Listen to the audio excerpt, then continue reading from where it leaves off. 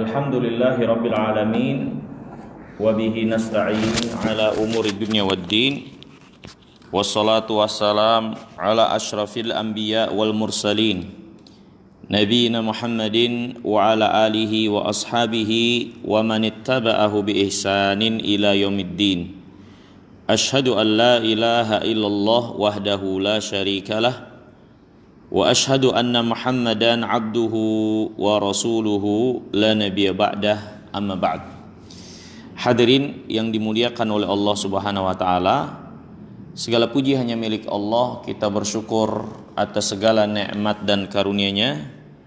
Allah mudahkan kita kembali berada di tempat yang mulia ini untuk melaksanakan apa yang Allah wajibkan kepada kita sekalian. Semoga Allah Subhanahu wa taala merahmati kita sekalian, menerima amal ibadah kita sekalian, dan semoga Allah menambahkan bagi kita sekalian ilmu yang bermanfaat serta amal saleh yang menjadi pemberat timbangan kita di yaumul qiyamah kelak. Hadirin yang dimuliakan oleh Allah, kita lanjutkan pelajaran kita mempelajari kitab yang ditulis oleh Syekh Abdul Razak ibn Abdul Muhsin Abbad Al-Badr hafizahullahu ta'ala, yang berjudul Fiqhul Ad'iyah wal Adhkar, fikih tentang doa-doa dan zikir. Di pembahasan sebelumnya, ya, di bagian ke-9, penulis hafizahullahu ta'ala menjelaskan tentang adab-adab dalam berzikir, ya, menjelaskan tentang adab-adab dalam berzikir yang Allah sebutkan dalam firman-Nya surah Al-A'raf ayat 205. Allah berfirman, "Wadhkur rabbaka fi nafsika tadarruan wa khifah wa dunal jahri minal qawli bil ghuduwi wal asal wa la takun minal ghafilin." Ingatlah Allah pada dirimu dengan penuh ketundukan dan rasa takut, tidak dengan suara yang keras di setiap pagi dan petang, dan janganlah kalian menjadi orang-orang yang lalai. Maka ayat ini, ya, menunjukkan kepada kita sekalian di antara adab-adab dalam berzikir tersebut, ya, yaitu ikhlas di dalam berzikir, kemudian dipenuhi dengan ketundukan, kemudian dipenuhi dengan rasa takut kepada Allah Subhanahu wa taala. Juga berzikir itu dengan lisan, ya, dengan suara yang lirih, lisan yang mengucapkan. Dan di antara adabnya, zikir secara khusus disukai untuk dilakukan di setiap pagi dan petang, ya. Oleh sebab itulah ada zikir pagi dan petang yang datang dari Nabi SAW untuk kita ucapkan zikir-zikir tersebut.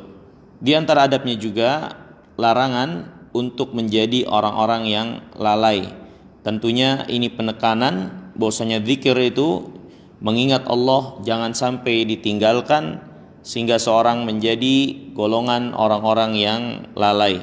Ini beberapa adab untuk diperhatikan dari firman Allah surah Al-A'raf ayat 205 tersebut.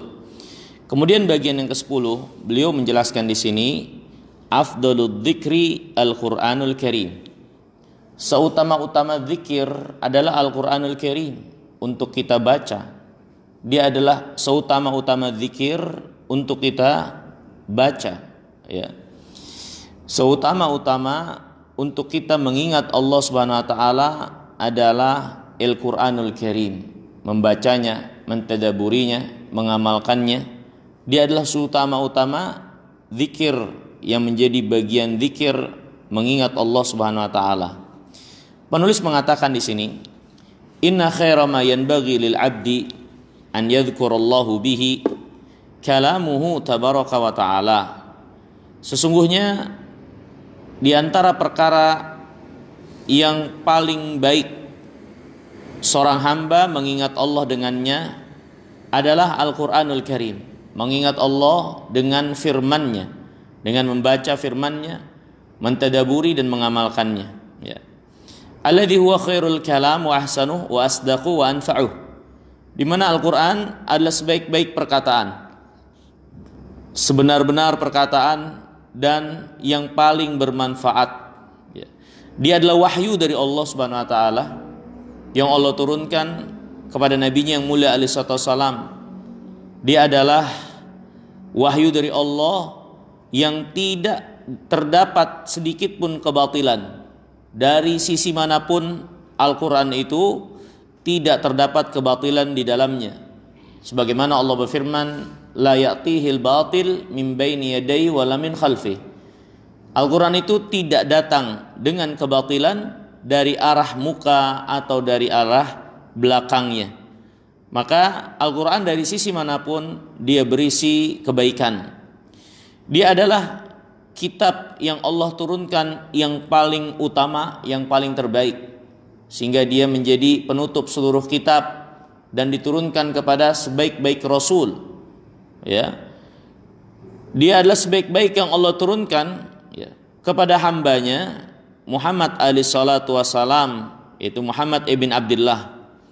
Allah berfirman di dalam Al-Quran surah Al-Furqan ayat 33 menjelaskan tentang kemuliaan Al-Quran ini. Allah berfirman, wala ya'tunaka bimathalin illa ji'naka bil haqqi wa ahsana tafsiran.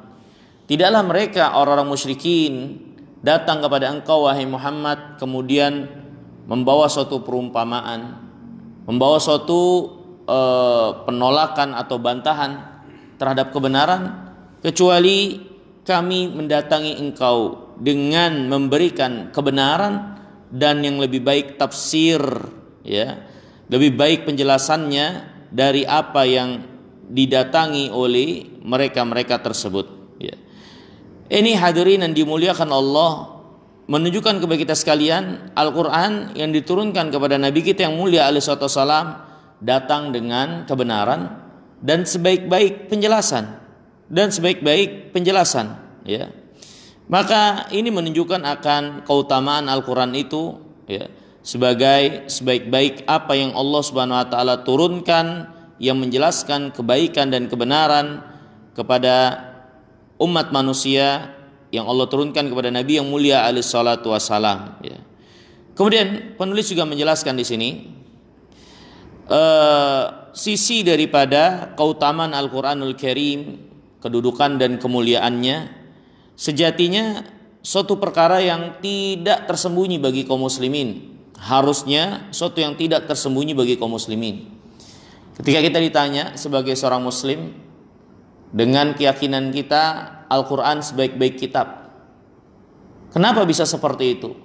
Kenapa Al-Quran merupakan sebaik-baik dan seutama-utama apa yang Allah turunkan? Dari mana kita beralasan demikian? Ya. Maka penulis menjelaskan, inna fadlal Qur'anil Karim wa syarafahu wa rafi'a qadrihi wa uluwa makanatihi amrun la yakhfa 'alal muslimin. Keutamaan Al-Quran, kemuliaan dan ketinggian derajatnya, ya, itu adalah perkara yang tidak tersembunyi bagi kaum muslimin. Kaum muslimin berada dalam keterangan dan kejelasan meyakini akan kemuliaan Al-Quran itu. Kenapa demikian? Fahuwa kitabullah rabbil alamin.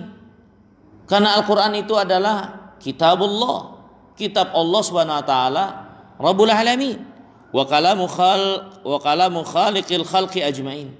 Al-Quran itu adalah firman Allah, penciptanya seluruh makhluk yang ada di alam semesta ini.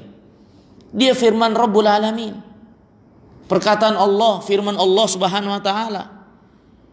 Ya, maka ini sejatinya sudah cukup untuk menjadi dasar yang jelas kalau Al-Quran itu memiliki kedudukan dan kemuliaan yang sangat tinggi. Karena dia adalah firman-Nya Rabb kita, pencipta, penguasa, pengatur alam semesta ini. Ya. Sebagaimana ciptaannya yang kita saksikan penuh dengan hal-hal yang menakjubkan, maka bagaimana dengan penciptanya itu sendiri? Sifat-sifat yang ada padanya, di antaranya sifat Allah, Allah itu berfirman. Dan Al-Quran adalah firman Allah Subhanahu wa taala. Ya. Maka ini sejatinya cukup menunjukkan Al-Quran itu adalah kitab yang sangat mulia, yang memiliki derajat yang sangat tinggi karena dia adalah firman Rabbul Alamin. Kemudian penulis menjelaskan secara umum di sini isi dari Al-Quran. Di dalam Al-Quran itu ada khobar, kejadian orang-orang sebelum kita. Bahkan khobar dan berita orang-orang sebelum kita dijelaskan dalam Al-Quran dengan sebaik-baik penjelasan untuk menjadi pelajaran dan petunjuk bagi kita semua. Ya, Allah Subhanahu Wa Taala jelaskan dalam Al-Quran, ya, bagaimana Allah Subhanahu Wa Taala menjelaskan dalam Al-Quran kisah orang-orang sebelum kita yang pernah ada di atas muka bumi ini, menjalani agamanya, dan Allah ceritakan sebaik-baik cerita. Allah berfirman, nahnu naqussu 'alaika ahsanal qasasi. Kami mengkisahkan kepada engkau sebaik-baik kisah, khabar apa yang pernah terjadi sebelum engkau.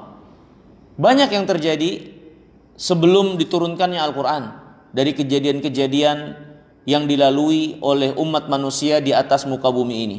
Tapi Allah hanya menceritakan apa-apa yang mengandung pelajaran besar sebagai petunjuk bagi kita di dalam menjalani kehidupan selanjutnya.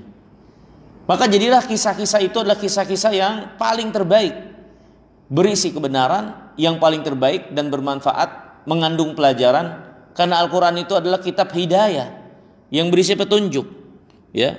Dan juga Al-Quran diantara isinya wa khabaru ma ba'dana, terdapat khabar tentang apa yang akan terjadi setelah kita, hal-hal yang terjadi di kemudian hari, dari yaumul qiyamah terutama, dan apa-apa yang terjadi di dalamnya, dari kehancuran semua ini, kematian semua ini, dibangkitkannya kembali, dikumpulkannya di padang mahsyar, adanya hisab, adanya mizan, timbangan, adanya sirat, ya, dan lain-lain. Dari kejadian-kejadian yang akan terjadi di atas muka bumi ini yang dikhabarkan dalam Al-Quran. Wa hukmu bainana. Di dalam Al-Quran juga terdapat hukum untuk apa yang kita perselisihkan di antara kita. Allah Subhanahu wa taala berfirman, ya, wa makhtalaftum fihi min syai'in fa hukmuhu ilallah. Apa saja yang kalian perselisihkan, hukumnya itu ada di sisi Allah. Yaitu kembalikan, merujuk kepada Al-Quran, merujuk kepada apa yang Allah wahyukan kepada Rasulullah SAW, Al-Quran dan sunnah beliau alaihi salatu wassalam, ya. Maka dia terdapat hukum yang akan memutuskan kebenaran apa yang kita perselisihkan itu. Allah berfirman, fala wa rabbik la yu'minun hatta yuhakkimuk fima syajara bainahum. Demi Allah, mereka tidak benar-benar beriman sampai menjadikan engkau wahai Muhammad sebagai pemutus perkara yang mereka perselisihkan di antara mereka. Maka dalam Al-Quran itu terdapat hukum untuk memutuskan perkara apa yang kita perselisihkan dari urusan-urusan di antara manusia. Wal fasal laisa bil hazal. Dan Al-Quran itu kitab yang lugas, tegas, bukan senda gurau dan main-main. Di dalamnya penjelasan yang jelas, lugas, tegas. Bukan kitab yang berisi dongengan-dongengan tanpa isi dan pelajaran, hanya untuk menjadi peneman dan pendamping tidur belaka. Dia adalah kitab yang serius, sungguh-sungguh, ya. Kemudian man tarakahu min jabbarin qasamahullah wa man ibtaghal huda fi ghairihi adallahullah. Siapa yang meninggalkan Al-Quran karena keengganan, kesombongannya, maka Allah Subhanahu wa taala pasti akan lemahkan dia. Ya, dan barang siapa yang mencari petunjuk selain Al-Quran, Allah akan sesatkan dia. Karena enggak ada petunjuk yang akan menunjukkan kepada petunjuk hidayah sirat al-mustaqim kecuali Al-Quran. Siapa mencari petunjuk selain dari Al-Quran, dia pasti akan tersesat, dia pasti akan menemui jalan buntu. Wa wahablullahil matin wa dzikrul hakim. Dia adalah tali Allah yang kokoh. Tali Allah yang kokoh yang menghubungkan hamba dengan Allah Subhanahu wa taala, yang menghubungkan hamba dan menunjukkan jalan hamba tersebut sampai kepada apa-apa yang Allah ridhoi dan Allah cintai. Dia adalah zikrul hakim.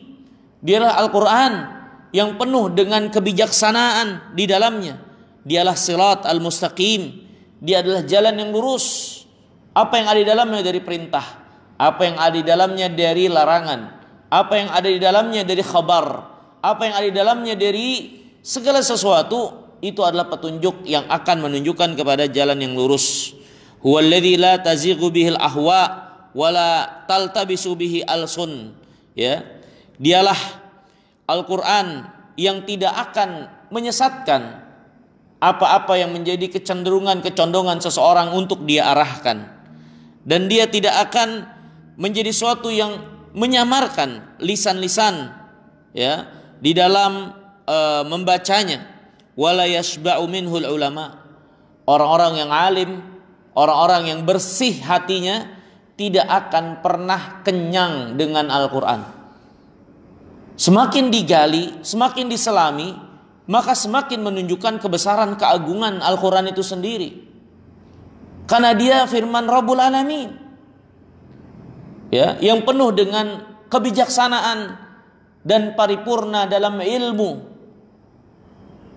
Maka barang siapa yang membacanya, apalagi dengan penuh tadabbur, maka dia tidak akan pernah berada dalam kepuasan, karena selalu haus akan kebaikan-kebaikan Al-Quran itu.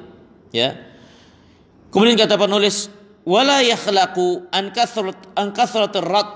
Al-Quran itu enggak akan pudar, enggak akan melemah betapapun banyak penolakan-penolakan dengan kesombongan itu.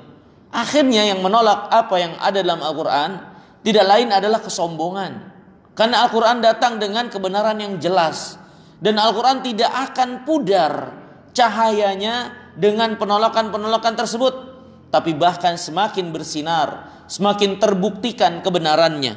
Wala tanqadi ajaibuh. Keajaiban-keajaiban Al-Quran tidak akan pernah berhenti. Dia kitab yang diturunkan semenjak Rasulullah SAW diutus sampai yaumul qiyamah, sehingga dimanapun tempat, kapanpun waktunya, kemuliaan dan bukti-bukti kebenaran Al-Quran akan senantiasa Allah tampakkan, tersegarkan, sehingga orang-orang yang ada di tempat dan waktu tersebut benar-benar berada dalam penjelasan kebenaran apa yang datang dari Allah ini. Sebagaimana Allah Subhanahu wa taala berfirman, ya, kata Allah Subhanahu wa taala, sanurihim ayatina fil afaq wa fi anfusihim hatta yatabayyana lahu annahul haq. Kami akan tunjukkan kepada mereka ayat-ayat kami ini sebagai suatu kebenaran. Mereka lihat di alam semesta ini, bahkan dalam diri mereka sendiri, sehingga menjadi jelas Al-Quran itu benar, Allah itu benar. Maka ini hadirin yang dimuliakan Allah, tidak akan berhenti keajaiban Al-Quran.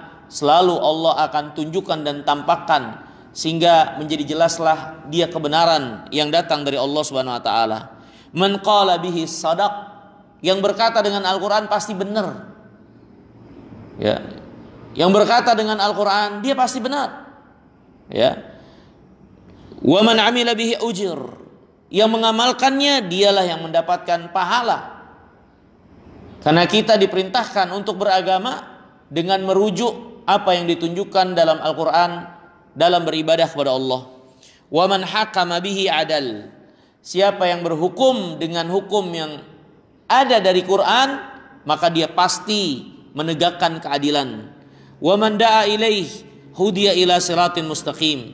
Barang siapa yang menyeru kepada Al-Quran, maka dia akan diberi petunjuk kepada jalan yang lurus. Wa ajallu wa a'zam ma yutaqarrab bihi ila Allah Subhanahu wa taala. Al-Quran adalah sebesar-besar amalan untuk seorang mendekatkan diri kepada Allah. Al-Quran sebesar-besar amalan dengan membaca, mentadaburi, mengamalkannya, yang seorang itu mendekatkan diri kepada Allah. beribadah kepada Allah, ya. Berkata Farwah ibn Naufal rahimahullah, akhadha Khabbab ibn Arad biyadi. Khabbab bin Arad memegang tanganku, dan Khabbab ini salah seorang sahabat Nabi SAW. Kemudian Khabbab berkata, ya Hanah, taqarrab ilallah bimastata'at.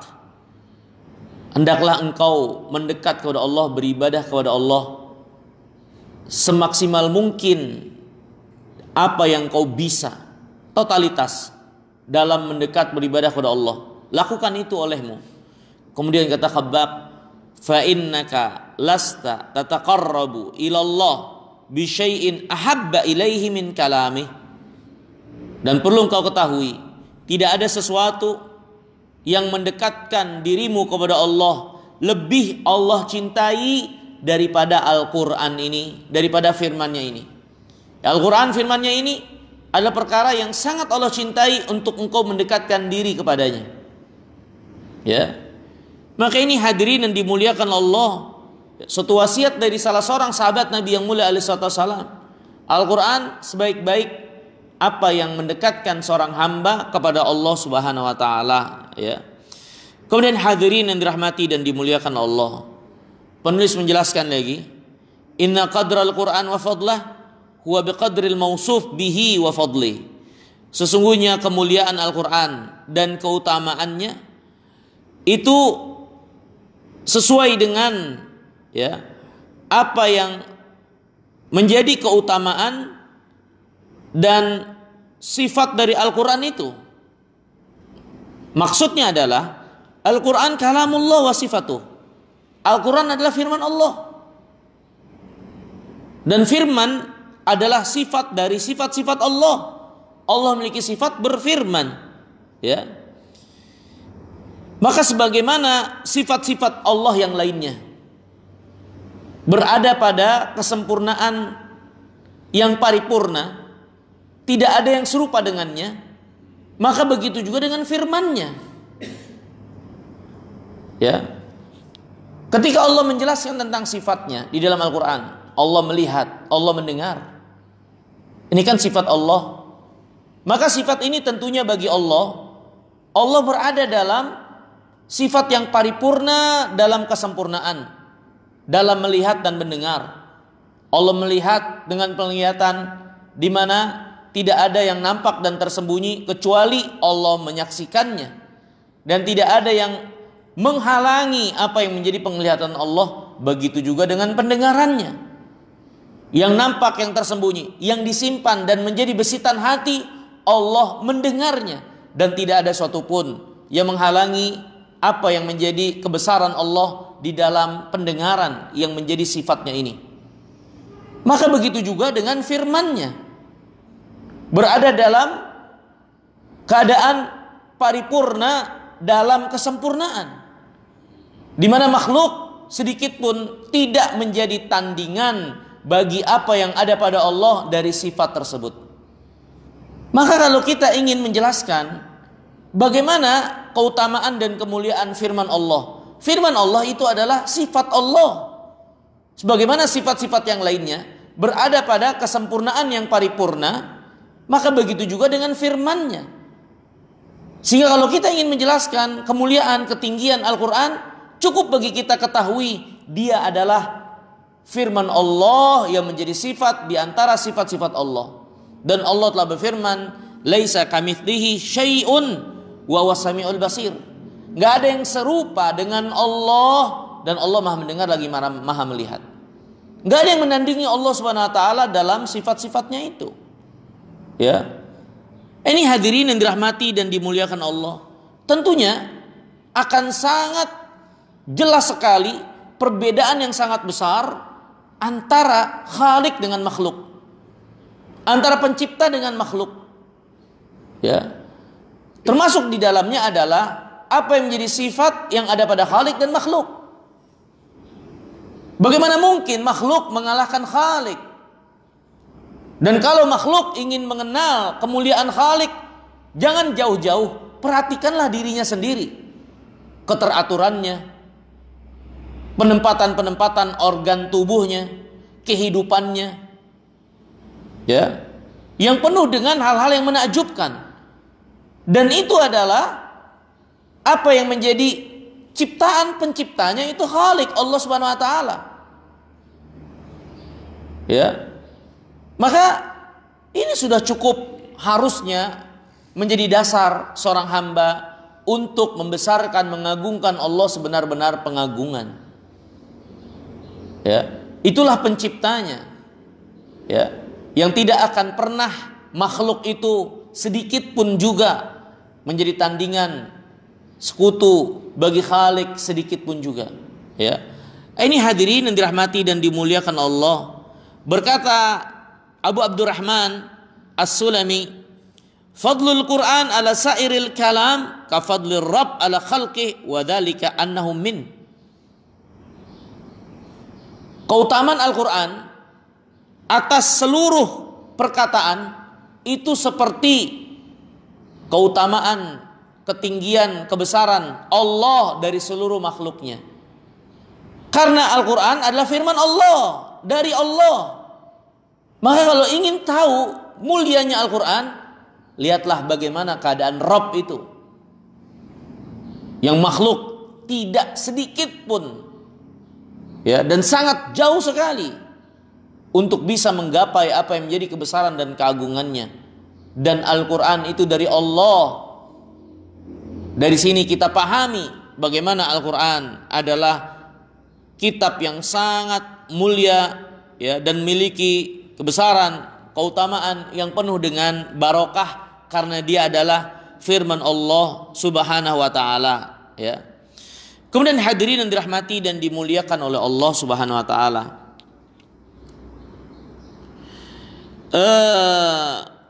Penulis juga menjelaskan di sini, ya. Para ulama telah menyatakan tentang keutamaan dan kemuliaan Al-Quran. Ya.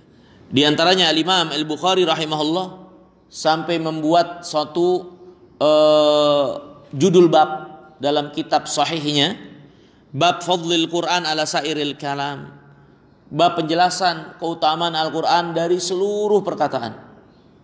Ya. Kalau kita terpukau dengan perkataan manusia, dengan literatur susunan perkataan mereka yang membuat kita terbuai, terlena, yang membuat kita merasa takjub dengan kedalaman-kedalaman sastra dan maknanya, maka hadirin yang dimuliakan Allah, itu makhluk. Maka bagaimana dengan Khalik? Tentunya lebih besar lagi, lebih utama lagi. Makanya Imam Bukhari membuat bab keutamaan Al-Quran dari seluruh perkataan, karena dia adalah perkataan firman Rabbul Alamin, ya. Kemudian Imam Bukhari membawakan dua hadis yang menunjukkan akan keutamaan dari Al-Quran ini atas seluruh perkataan. Di antaranya hadis Abu Musa Al-Asy'ari radhiyallahu taala an, dari Nabi yang mulia sallallahu alaihi wasallam, Rasulullah SAW bersabda, "Mathalul mu'min alladhi yaqra'ul Qur'an mathalul utrujah ta'muha tayyibun wa rihuha tayyibun, wa mathalul mu'min alladhi la yaqra'ul Qur'an mathalut tamrah ta'muha tayyibun wa la riha fiha, wa mathalul munafiqi alladhi yaqra'ul Qur'an mathalur raihanah rihuha tayyib wa ta'muha murrun, wa mathalul munafiq alladzi la yaqra'ul Qur'an kamathalil handalah ta'muha murrun wa la riha laha." Kata Nabi yang mulia alaihi wasallam, permisalan seorang mukmin yang membaca Al-Qur'an itu layaknya seperti utrujah, ya, yaitu suatu makanan, ya, di mana wanginya itu enak, ya, rasanya juga enak. Ini utrujah. Itulah permisalan seorang mukmin yang membaca Al-Quran, seperti suatu makanan yang wangi dan rasanya enak. Adapun orang beriman, dia nggak baca Quran, tapi dia tentunya berada pada jalan yang digariskan oleh Al-Quran.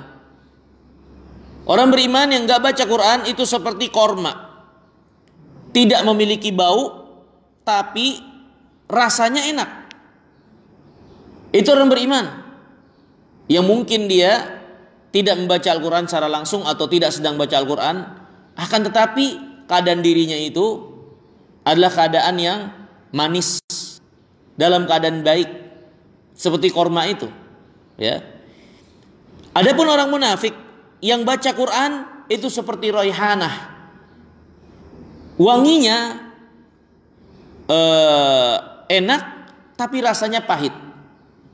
Ya, karena dia baca Quran maka menebarkan wewangian yang membuat tertarik, walaupun orang munafik itu tidak berada pada petunjuk Al-Quran, maka dia seperti raihanah ini, rasanya pahit, ya, dampaknya itu pahit, walaupun memiliki wangi yang enak karena dia baca Quran.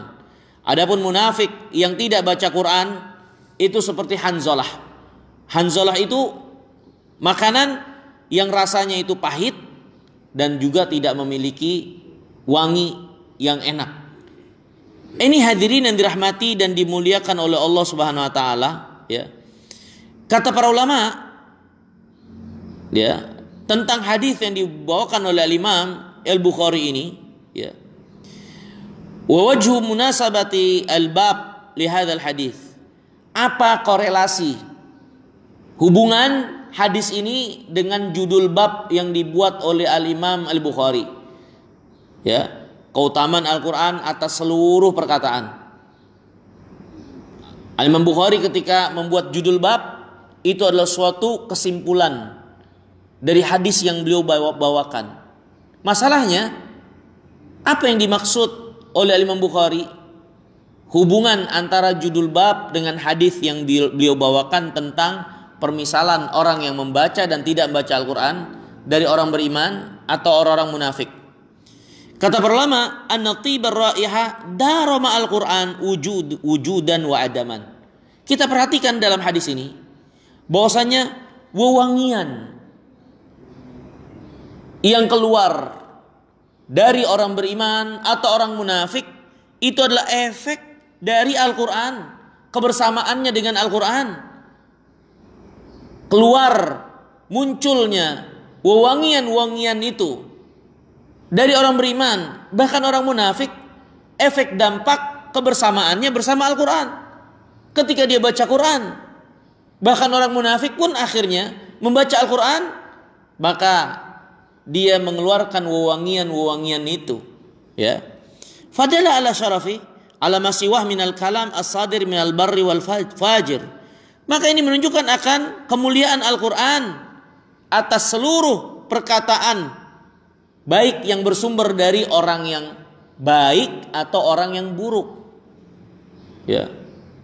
Dia akan menimbulkan efek dampak wewangian, harum, enak didengar, nyaman di telinga, nyaman di hati bagi orang-orang yang mendengarnya. Itulah Al-Quran.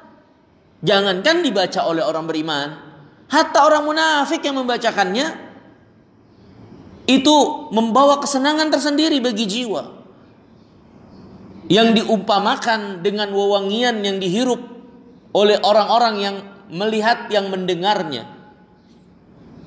Maka ini menunjukkan keutamaan Al-Quran. Kita sekarang hidup di zaman banyak orang terpukau dengan perkataan-perkataan manusia, kesimpulan-kesimpulan mereka, teori-teori mereka, rumusan-rumusan mereka, ya, atau perkataan-perkataan yang dikatakan oleh mereka sebagai akal sehat. Kita terpukau dengan pandainya mereka bersilat lidah, mengotak-atik perkataan untuk memberikan argumentasi dan penjelasan. Kita takjub dengan perkataan manusia seperti itu. Bagaimana dengan Al-Quran? Ini firman Rabbul Alamin. Mengapa kita tidak mendapatkan dampak dan efek itu ketika kita baca Al-Quran, ketika kita mendengar Al-Quran, ketika Al-Quran disebutkan dia firman Allah, perkataan manusia, kita terkagum-kagum. Kita memuji, kita menyanjungnya. Seolah-olah itu adalah sesuatu yang sungguh sangat besar, yang berisi kebenaran, penuh dengan argumentasi, berkesesuaian dengan akal sehat dan seterusnya. Gimana dengan Al-Quran? Ini firman Rabbul Alamin. Kenapa kita tidak tertarik dan tidak merasakan hal yang harusnya lebih daripada apa yang kita rasakan dari perkataan-perkataan manusia itu? Karena ini perkataan Rabbul Alamin. Kalau bukan karena kerasnya hati kita, tentu kita bisa merasakan dampak baik, efek daripada Al-Quran itu ketika dibaca, ketika kita dengar. Ya, ini hadirin, jangankan dibaca oleh orang beriman, bahkan orang munafik, hanya sekedar membaca, membawa kenyamanan tersendiri dari wewangian dengan bacaan yang dia baca tersebut. Enak didengar oleh telinga, nyaman untuk masuk dalam hati. Ya, ini sisi kesimpulan kenapa Al-Imam Bukhari membawakan hadis ini dalam penjelasan keutamaan Al-Quran dari seluruh perkataan. Ya. Kemudian hadis yang kedua dibawakan oleh Al-Imam Bukhari juga. Ya, kata penulis rahimahullah dalam bab ini Al-Imam Bukhari membawakan hadis Ibn Umar radhiyallahu taala an dari Nabi yang mulia salawatullah wassalamuhu alaihi. Nabi SAW bersabda, "Innama ajalukum fi ajali man khala minal umam kama baina salatil asar wa maghribis syams." Sesungguhnya ajal waktu keberadaan kalian dibanding orang-orang sebelumnya itu seperti antara waktu asar sampai maghrib. Ya, kalau digambarkan waktu keberadaan manusia, umat-umat yang ada, kita kan umat akhir zaman, ya. Kalau digambarkan itu seperti waktu seharian dari pagi sampai tenggelam matahari. Umat-umat sebelum kita telah melewati dari paginya terus dalam waktu yang lama sampai waktu asar. Dan umat ini umat penghabisan, yang menghabiskan waktu antara asar sampai maghrib sedikit, sebentar. Tapi ternyata umat ini dengan sedikit dan sebentarnya yang mereka lalui dari waktu, tapi mereka adalah umat yang Allah tinggikan dan muliakan dan dahulukan di yaumul qiyamah. Kenapa bisa demikian? Padahal waktu yang kita lewati tidak lebih panjang dari umat-umat sebelumnya. Yang berarti umat sebelumnya lebih banyak beramal, lebih banyak kesempatan. Dengan umat ini yang mungkin sedikit, antara waktu maghrib, asar sampai maghrib. Ini kata Nabi SAW, ajal kalian, ya, dibanding dengan ajal orang-orang sebelum kalian, kalian itu seperti waktu antara asar sampai maghrib. Wa mathalukum wa mathalul yahud wan nasara kamathali rajulin istamala ummalan. Gambaran permisalan kalian dengan Yahudi dan Nasrani yang telah mendahului kalian dan waktu yang lama mereka lalui itu seperti seorang yang mempekerjakan suatu pekerja atau seorang pekerja. Ya. Jadi apa yang kita lalui dalam kehidupan ini, umat Islam dan yang sebelumnya, ya, itu seperti seorang yang mempekerjakan suatu pekerja untuk suatu tugas dan amanat untuk diselesaikan. Ya. Kemudian kata Nabi SAW, "Man ya'mal li ila nisfin nahar ala qiratin fa'amilatil yahud." Ya. Kata Nabi SAW, yang mempekerjakan ini berkata, siapa yang mau bekerja untukku sampai pertengahan hari untuk mendapatkan upah qirat ini dan qirat itu, maka orang Yahudi mengerjakannya. Faqala man ya'mal li min nisfin nahar ilal asar siapa yang beramal bekerja untukku meneruskan pekerjaan ini dari ba'da zuhur sampai asar, maka orang Nasrani yang melakukannya.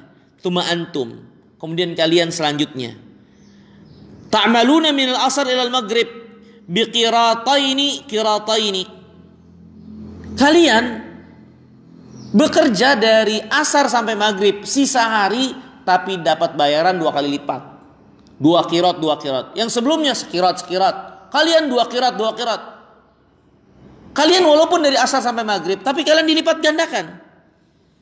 Qalu nahnu aktsaru amalan wa aqallu ata'an, sehingga orang-orang sebelum kita berkata, kita yang lebih lama beramal tapi lebih sedikit upahnya, ya. Kemudian Nabi SAW bersabda, Allah berfirman, hal dzalamtukum min haqikum, atau si yang mempekerjakan ini berkata, apakah aku menzolimi kalian atas upah yang aku berikan kepada kalian? Oke, baik, aku berikan yang kerja dari asar sampai maghrib itu 2 kali lipat atau berkali-kali lipat. Kalian hanya 1 qirat, padahal kalian lebih lama pengerjaan dan kesempatannya. Dan kalian tidak terima akan hal ini, maka ditanyakan kepada orang-orang itu, memangnya aku menzolimi upah kalian? Maka mereka semua menjawab, la, engkau tidak menzolimi kami. Ya, maka Nabi SAW bersabda, ya, nampak Allah berfirman, fadzaka fadli utihi man syi'tu, itulah kelebihan karunia yang aku anugerahkan kepada siapa yang aku kehendaki. Inilah umat Islam, Allah lebihkan karunia Allah Subhanahu wa taala semata, sehingga mereka dengan jarak waktu tempuh melewati kehidupan dunia ini lebih sedikit, lebih sebentar, tapi balasannya bisa melampaui orang-orang yang mungkin sebelum mereka telah beramal dalam waktu yang lama. Ya. Nah, hadirin yang dimuliakan Allah, oleh sebab itulah umat ini dinamakan dengan umatul asar. Di antara sebutan umat Islam, ya, yang beriman kepada Muhammad SAW dinamakan dengan umatul asar, umat waktu asar. Karena memang ada hadis yang menjelaskan tentang hal ini untuk keutamaan umat ini. Yang jadi masalah, ya, apa korelasi hadis ini? Maksud Al-Imam Bukhari menyebutkan bab keutamaan Al-Quran atas seluruh perkataan. Apa korelasi hubungannya? Hadis yang menjelaskan tentang keutamaan umat ini menjelaskan tentang keutamaan Al-Quran atas seluruh perkataan, ya. Hadirin yang dirahmati dan dimuliakan oleh Allah Subhanahu wa taala, berkata Imam Ibn Katsir rahimahullah, wa munasabatuhu litarjama anna hadhil umma ma qisari muddatiha fadalatil umama al-madiyata ma'tuli muddatiha. Adapun korelasi hadis ini dengan judul bab yang disebutkan oleh Imam Bukhari, maksudnya adalah umat Islam ini dengan pendeknya waktu tempuh mereka, tapi mereka mendahului dalam kebaikan keutamaan melebihi umat-umat sebelum mereka, padahal umat sebelum mereka lebih lama jarak tempuhnya. Sebagaimana Allah berfirman menyaksikan akan keutamaan ini, kuntum khaira ummatin ukhrijat linnas, kalian sebaik-baik umat yang Allah keluarkan untuk manusia, ya. Kemudian juga terdapat dalam hadis yang lain dari Bahas ibn Hakim, dari bapaknya, dari kakeknya, Rasulullah SAW bersabda, antum tuwaffawna sab'ina ummatan antum khairuha wa akramuha ala Allah. Kalian itu sepadan dengan 70 umat. Kalian tuh yang paling baik, kalian yang paling mulia di sisi Allah Subhanahu wa taala. Ya, Nabi menjelaskan tentang keutamaan umat ini dari umat-umat sebelumnya. Wa inna ma fazu bihadhihi bi barakatil kitabil azim. Kenapa Imam Bukhari membawakan hadis tentang keutamaan umat ini? Sebagai umatul asar, sedikit jarak tempuh waktunya, tapi mendahului dan lebih utama dari umat-umat yang telah lalu, padahal mereka telah lama dan lebih banyak jarak waktu yang mereka dapatkan. Kenapa demikian? Apa yang membuat umat ini akhirnya melesat jauh melampaui mereka? Ini karena keberkahan kitab yang diturunkan kepada umat Islam. Ya. Keberkahan kitab yang diturunkan kepada umat Islam, dan itu adalah Al-Quran, yang melampaui keutamaan dari seluruh kitab-kitab yang telah turun sebelumnya. Makanya Al-Quran itu sebagai tolak ukur, sebagai hakim terhadap kitab-kitab yang datang sebelumnya. Ya, Al-Quran ini sebagai penutup kitab-kitab sebelumnya, menghapus hukum kitab-kitab sebelumnya.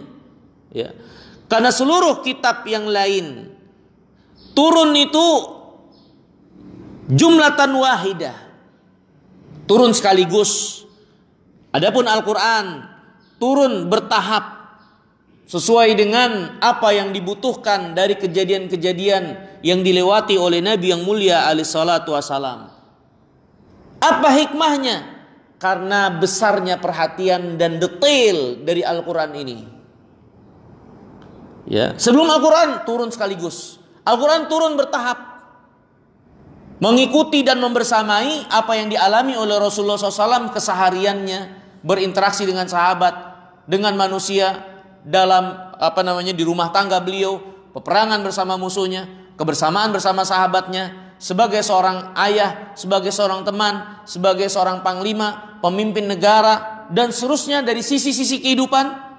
Al-Quran turun secara bertahap, memberikan perhatian detail-detail dan rincian-rincian dari petunjuk setiap celah daripada bagian kehidupan seorang anak manusia. Ya, maka jadilah dia kitab yang sangat utama, melebihi kitab-kitab sebelumnya. Fakullu marratin kanuzuli kitabin minal kutubil muqaddimah. Dan setiap saat turunnya satu bagian dari Al-Quran itu seperti turun kitab sebelumnya secara sekaligus. Kitab sebelumnya turun secara sekaligus, kitab Al-Quran turun bertahap. Dan masing-masing tahapannya seperti kitab yang sebelumnya turun sekaligus itu. Berarti banyak turunnya itu, karena tahapan-tahapannya tersebut.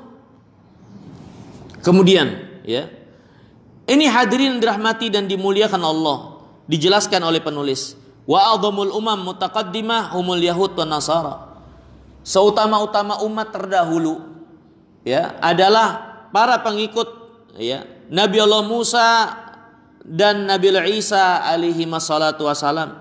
Ya, Yahud, Allah Subhanahu wa taala, ya, adakan, ya, semenjak zaman Nabi Musa sampai zaman Nabi Isa. Adapun Nasara semenjak zaman Nabi Isa sampai diutusnya Muhammad alaihi salatu wassalam. Kemudian umat ini Allah utus semenjak diutusnya Muhammad alaihi salatu wassalam sampai tegaknya yaumul qiyamah. Wa wal musyabbah bi akhirin nahar, dan dia menyerupai waktu akhir dari suatu hari. Akhir dari hari adalah antara asar sampai maghrib, ya.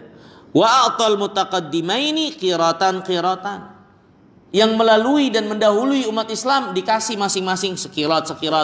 Adapun umat ini diberikan berkali-kali lipat melebihi apa yang Allah anugerahkan kepada umat-umat sebelum mereka, ya. Sehingga ditanyakan, kenapa kami yang paling banyak waktu bekerjanya, paling sedikit upahnya?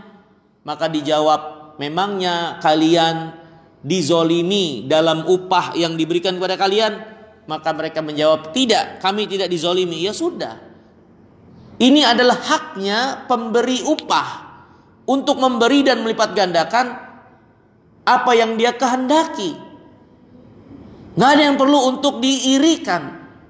Ini kan bagian yang menjadi haknya si pemberi upah.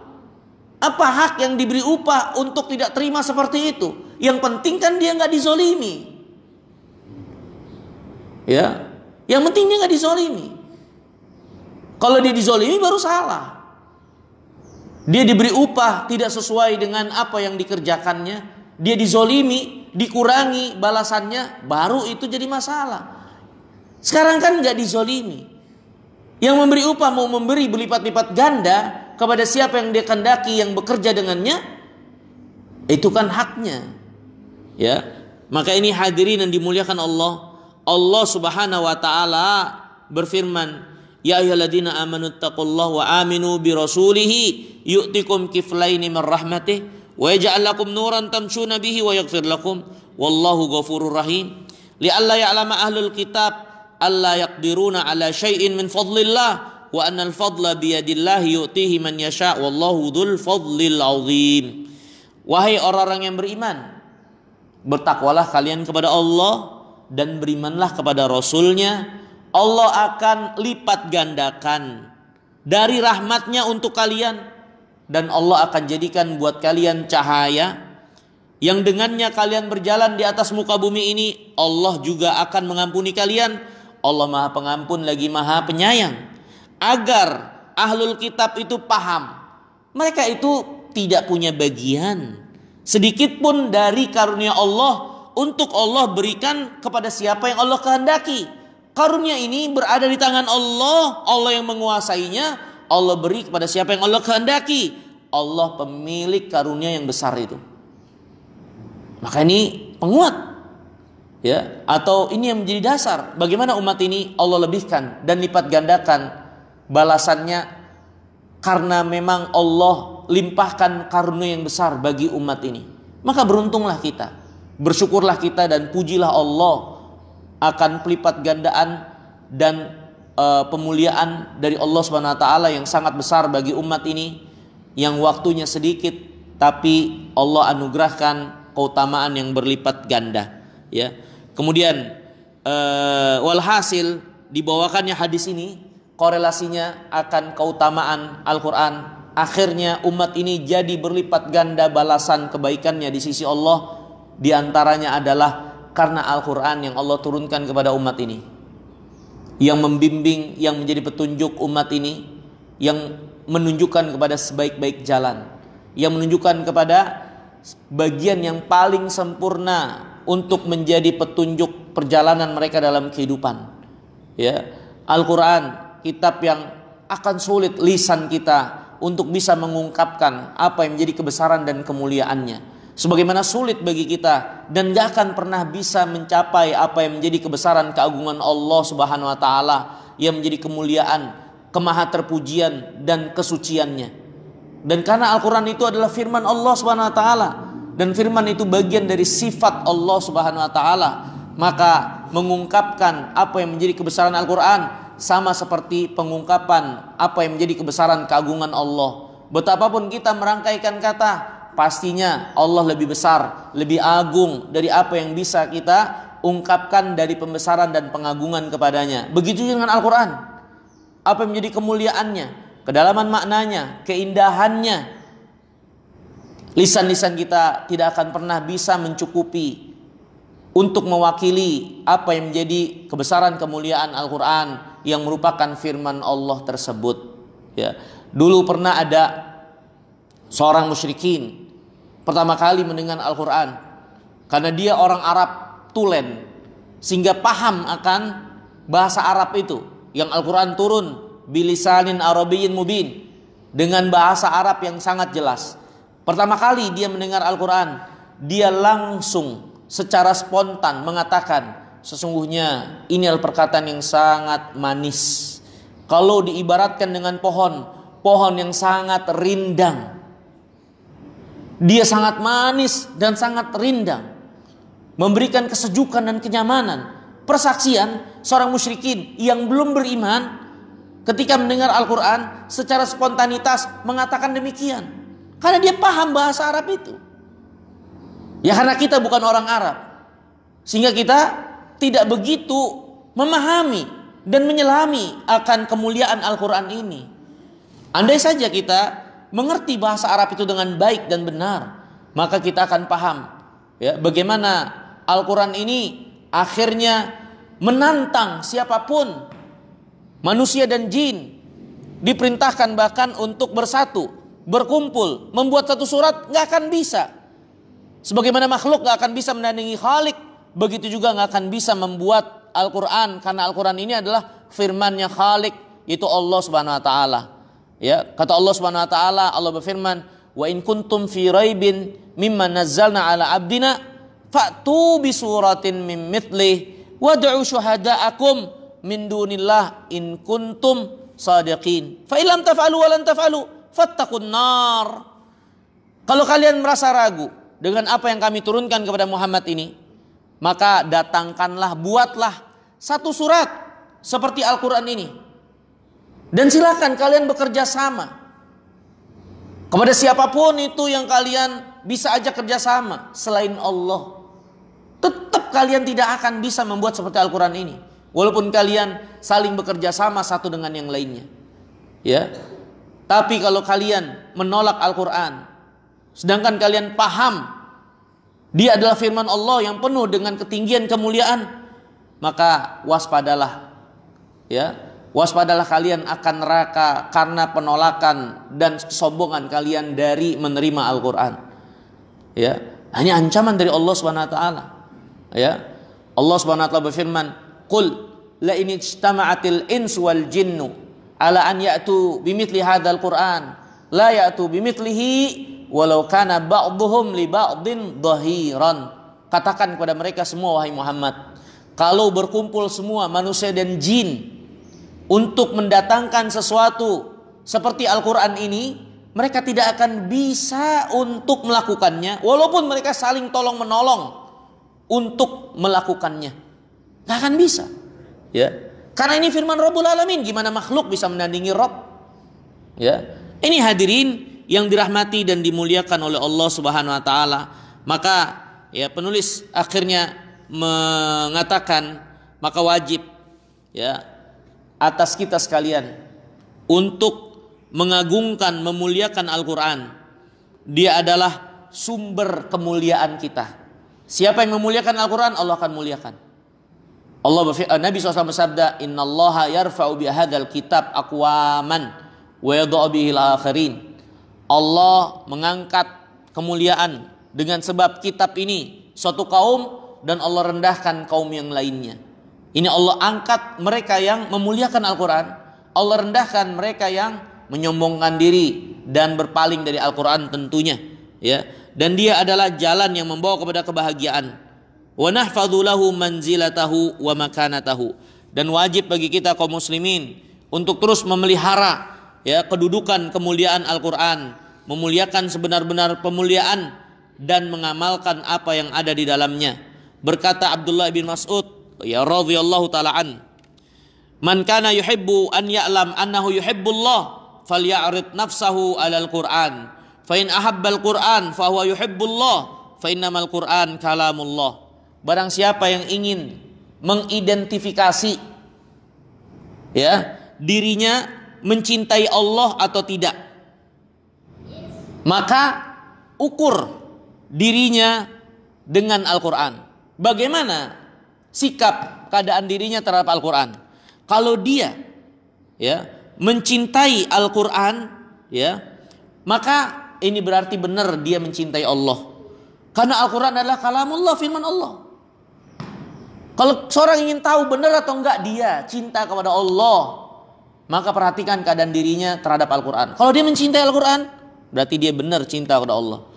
Kalau dia enggak cinta Quran, berpaling dari Al-Quran, maka pengakuan dia mengatakan aku cinta kepada Allah, ini pengakuan yang penuh dengan tanda tanya yang perlu dikoreksi kebenarannya ya. Ini hadirin yang dirahmati dan dimuliakan oleh Allah ya, firman Allah dan sabda Nabi SAW serta athar dari para ulama yang menjelaskan tentang keutamaan Al-Quran banyak sekali. Walhasil intinya Al-Quran sebaik-baik dan seutama seorang mengingat Allah dengannya, karena dia firman Allah Subhanahu wa taala. Afdhaludz dzikir qiraatul Quran. Sebaik-baik dan seutama-utama zikir adalah membaca Al-Quran, mentadaburinya dan juga mengamalkan tentunya. Mungkin ini yang bisa kita pelajari di kesempatan pagi hari yang mulia ini ya. Penulis menjelaskan secara khusus tentang Al-Quran sebagai seutama-utama yang seorang berzikir kepada Allah dengannya. Wallahu ta'ala jalla wa'ala wa'alam. Semoga yang sedikit ini bermanfaat. Selanjutnya kalau ada yang ditanyakan mungkin dipersilahkan. Min soal. Yang bertanya mungkin iya Pak. Terima kasih Ustaz. Assalamualaikum warahmatullahi wabarakatuh. Waalaikumsalam warahmatullahi wabarakatuh.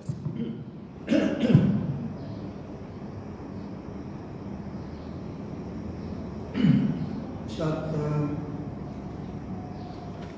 saya kurang menangkap materi yang baru saja disampaikan. Jadi kita kan tadi bicara tentang Al-Quran, lalu kemudian menjelaskan betapa umat ini, umat Islam maksudnya, kelebihan-kelebihannya dibandingkan dengan umat-umat yang lain, umat-umat sebelumnya. Kosakata yang dipakai beda dari literatur yang saya suka baca juga. Kalau umat sebelumnya itu kan maksudnya tadi kan Kristiani, lalu agama sebelumnya juga itu tadi dikatakan umat juga Ustaz. Jadi kadang-kadang juga ahlul kitab, ya. Artinya kalau kita bilang ahlul kitab biasanya diartikan bukan umat Islam gitu kan. Nah itu pertama. Kemudian sekali lagi jadi kelebihan dari umat Islam.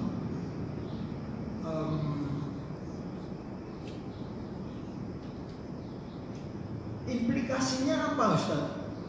Dengan kita memahami bahwa umat Islam itu mempunyai kelebihan dari umat-umat sebelumnya. Apakah ya barangkali implikasinya ada kaitannya dengan pahala mungkin ya. Pahala ketika kita beribadah. Tapi kan kita tidak bisa mengklaim bahwa surga itu ya umat Islam aja yang kesana gitu loh Ustaz.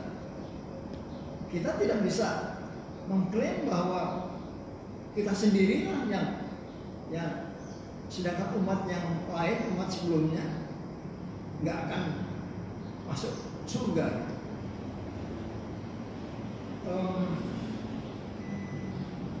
Kita bicara umat sebelumnya juga ada di surat Al-Fatihah. Tunjukkanlah jalan yang lurus, bukan jalan yang orang yang sesat dan orang yang ayat 7 Ustaz. Jadi sesat dan bukan mereka yang dimurkai, itu dikatakan mereka yang dimurkai sengaja menentang ajaran Islam, sedangkan mereka yang sesat adalah mereka yang sengaja mengambil jalan lain dari ajaran Islam.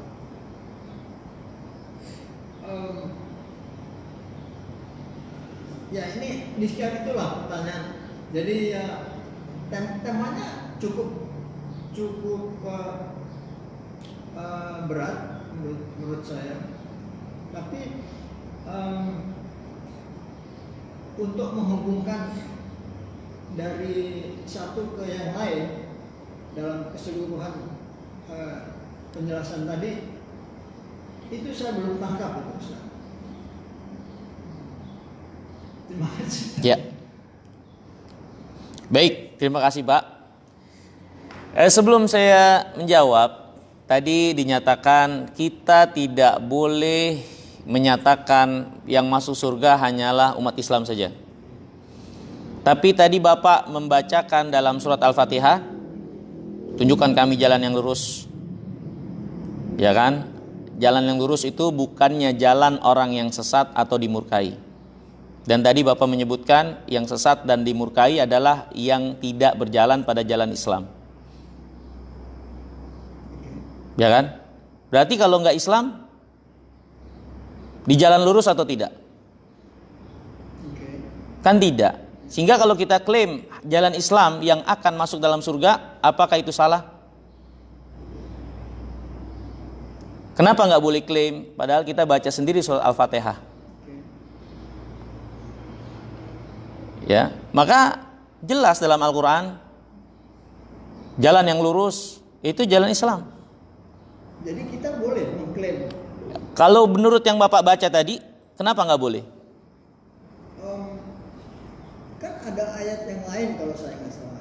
Tapi ayat Al-Fatihah gimana itu? Di Al-Baqarah. Iya, enggak, tapi surah Al-Fatihahnya mau kita kemanain? Ya. Surat Al-Fatihahnya mau kita bawa kemana? Maksudnya di surah Al-Fatihah tadi kan jelas Bapak bilang yang jalan lurus adalah Islam. Terus kita bawa ayat yang lain. Al-Fatihahnya mau kita kemanakan? Kita mau singkirkan dulu untuk keyakinan kita nggak boleh klaim. Sekarang bagaimana menjelaskan bahwa antara ayat yang satu dengan ayat yang lain dalam Al-Quran tidak saling bertentangan? Nah, Bapak jawabnya gimana? Ayat Al-Fatihah tadi, ayat yang lainnya yang mana coba? Yang mengatakan selain Islam masuk surga? Salah satu ayat di Nah, Al-Baqarah. iya. Saya lupa ayat berapa. Disebutkan. Iya. Kaum-kaum itu disebutkan. Iya. Jadi Nasoro, ya, yang menentukan siapa yang akan masuk surga di ayat itu, tafsirnya Iya, iya. itu. Jadi artinya tafsir dari ayat itu kita tidak, artinya kita tidak bisa merasakan bahwa saya sudah beribadah sekian rajinnya, ya, sholat, puasa, sedekah, tetap yang menentukan yang ada di atas. Iya, itu Al-Quran kan firman Allah. Itu ayat berapa Ustaz di Al-Baqarah? Ada itu? Iya, Ada. paham. Ya? Yang menentukan kan Allah. Ya. Al-Quran firman Allah. Itu Al-Fatihah gimana tadi? Ya, ya. Allah yang nentuan kan? Kenapa kita nggak boleh meyakini apa yang Allah tentukan? Ya. Ketika kita meyakini yang masuk Islam, yang masuk surga adalah umat Islam, itu juga kan yang Bapak bacakan tadi dalam Al-Fatihah. Kenapa kita nggak boleh meyakini demikian? Kan itu yang tentukan Allah. Sedangkan yang tadi Bapak sebutkan itu hanyalah tafsir. Tapi ini ayat Al-Quran. Tafsir kan berarti tergantung siapa yang mentafsirkan. Tapi ini ayat Al-Quran yang jelas, yang tadi Bapak baca Al-Fatihah. Jadi ketika kita mengklaim itu, kita nggak menyelisih Allah, orang Allah yang tentukan. Ya, ini catatan kaki aja. Iya. Catatan kaki. Jadi Jalan yang lurus bukan jalan yang sesat atau yang dimurkai. Kenapa dia sesat, kenapa dimurkai? Berarti kan tidak menempuh jalan lurus kan? Nah, selain Islam, apakah di jalan yang lurus? Menurut Bapak? Kalau mereka di jalan yang lurus, kenapa kita nggak ikut mereka saja? Kenapa kita nggak jadi agama mereka saja? Toh sama saja kan, surga juga. saya paham. Nah, maksud saya gini Mbak, kenapa orang-orang itu yang mengatakan kita nggak boleh mengklaim hanya orang Islam, umat Islam yang masuk surga? Ya sudah, tanya sama mereka, kamu pindah agama saja, mau nggak dia? Kalau memang nggak boleh meyakini demikian. Itu mungkin konteksnya bahwa semua agama itu tidak sama.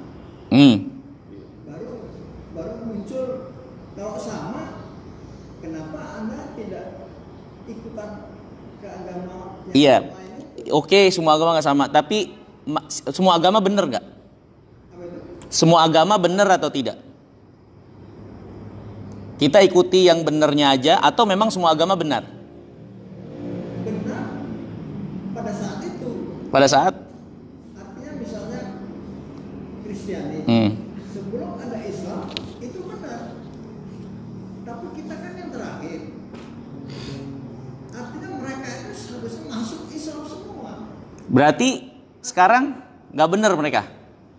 Kalau sekarang sih nggak benar. Nggak benar. Terus kita mengatakan yang benar Islam, yang lain nggak benar, salah nggak? Ya itu dia, jadi ayat yang satu dan yang lain harus dijelaskan Iya, supaya sinkron, Ustaz. iya benar. Iya, ya. Terus bagaimana ketika Allah berfirman seperti ini, Pak? Innal ladzina kafaru min ahlil kitab wal musyrikina fi nari jahannama khalidina fiha. Iya, ya. Itu gimana? Ya masuk neraka lah ya. Iya, Ahlul kitab. iya. Ahlul kitab, maaf Ustaz. Ahlul kitab itu selalu diartikan umat yang lain. Musyrik juga. Musyrik. Boleh nggak kita mengatakan mereka itu masuk surga dengan ayat ini? Iya, ya. Tapi saya juga di perdebatan kan banyak di YouTube, Ustaz. Iya. Perdebatan antara ahli Islam dan ahli Kristiani. Ya. Kok rujukan-rujukan itu tidak muncul gitu? Ya. Tidak muncul. Ya ini kita munculkan saja. Ya kan? Kadang-kadang memang gitu, Pak. Kita disuruh meyakini itu, tapi di saat yang sama kita kontradiktif dengan apa yang selama ini harusnya kita yakini. Kita meyakini umat Islam yang benar, bukan berarti kita juga menghakimi mereka. Bukan berarti kita juga akhirnya mencibir dan merendahkan mereka. Kita juga nggak diperintahkan itu. Tapi sebagai suatu keyakinan ini nggak boleh kurang dari kita. Bahwasanya yang benar itu Islam. Titik. Allah berfirman, "Innad dina indallahil Islam." Titik. Tapi apakah ini berarti Allah suruh kita untuk melecehkan mereka, mencaci maki mereka? Kan enggak. Allah berfirman, "La yanhakumullah 'anil ladzina lam yuqatilukum fid din wa lam yukhrijukum min diyarikum an tabarruhum wa tuqsitu ilaihim." Allah enggak larang kalian untuk bersikap baik dan berbuat adil kepada orang-orang di luar agama kalian selama mereka tidak mengusir kalian dari negeri kalian dan tidak memerangi kalian. Allah nggak larang kalian berbuat baik dan bersikap adil kepada mereka. Nah, sebagian orang itu mengopinikan kalau kita meyakini agama inilah yang benar, seolah-olah mengharuskan kita itu melecehkan di luar Islam. Itu yang menjadi pandangan mereka. Padahal nggak seperti itu. Ini keyakinan yang kita yakini, nggak boleh kita ada keraguan di dalamnya. Masalah bagaimana mensikapi mereka dalam interaksi muamalah itu ada bab tersendiri yang kita diajarkan oleh agama untuk berbuat baik, bersikap adil juga kepada mereka, tidak melecehkan mereka, tidak menghina apa yang mereka sembah. Itu kan diperintahkan oleh Allah, ya kan? Tapi masalah untuk kita yakini Islam ini agama yang benar, satu-satunya yang benar, yang masuk ke dalam surga, ini urusan lain. Gitu. Makanya sering kita tantang, kalau memang kamu meyakini seperti itu, kenapa nggak pindah agama yang lain saja kalau memang semua juga benar? Nah, nggak maksudnya orang-orang itu, Pak. Kenapa orang itu tidak mengatakan demikian? Ya sudah, pindah dari Islam saja.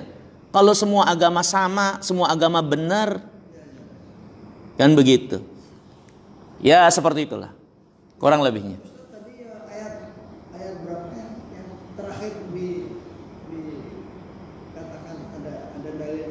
Yang mana? bahwa kita tidak pada La yanhakumullah.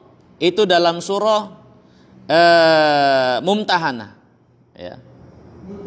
Mumtahanah.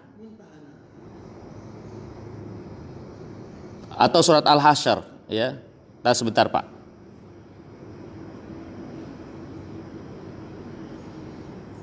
Oh.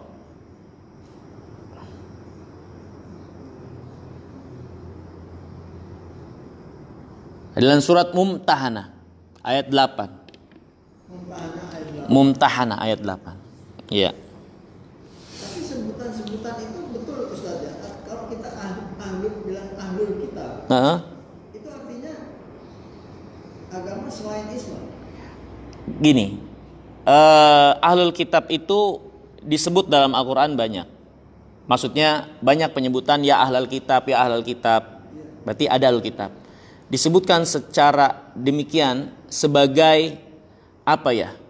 Kalau kata kita untuk melembutkan hati mereka, orang-orang yang sebetulnya telah merubah ajaran Nabi yang mereka imani, merubah kitab yang diturunkan kepada mereka. Kalian tuh sebetulnya sudah diberikan kitab oleh Allah. Kenapa malah kalian nggak beriman dengan yang datang kepada Muhammad? Toh sama dia juga datang dari Allah. Kalian beriman kepada seorang nabi dan rasul walaupun keimanannya ada yang berlebihan dan seterusnya.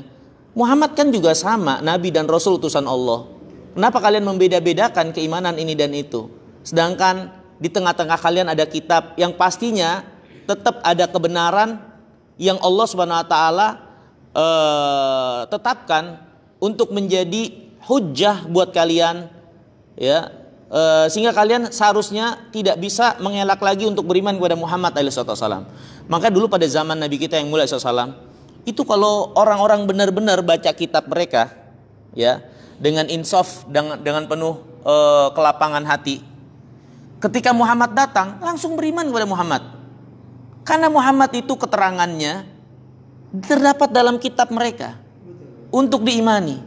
Hanya saja mereka membohongi diri mereka sendiri, menutup kebenaran itu, sehingga menolak Muhammad alaihissalam. Allah sebut mereka dengan ahlul kitab sejatinya untuk melembutkan hati mereka. Kenapa sih nggak beriman kepada Muhammad? Toh itu jelas juga dan benar juga. Dan Allah hendak mengangkat mereka. Kalau mereka itu Allah telah muliakan dengan kitab itu. Tapi kenapa kalian menghinakan diri kalian sendiri, meninggalkan isi kitab kalian itu? Seperti itu. Wallahu a'lam. Mungkin itu Pak. Saya kira kita cukupkan. Terima kasih banyak ya, atas kesempatannya. Mohon maaf kurang lebihnya. Semoga yang sedikit ini bermanfaat. Subhanakallahumma bihamdika asyhadu an la ilaha illa anta astaghfiruka wa atubu ilaik. Assalamualaikum warahmatullahi wabarakatuh.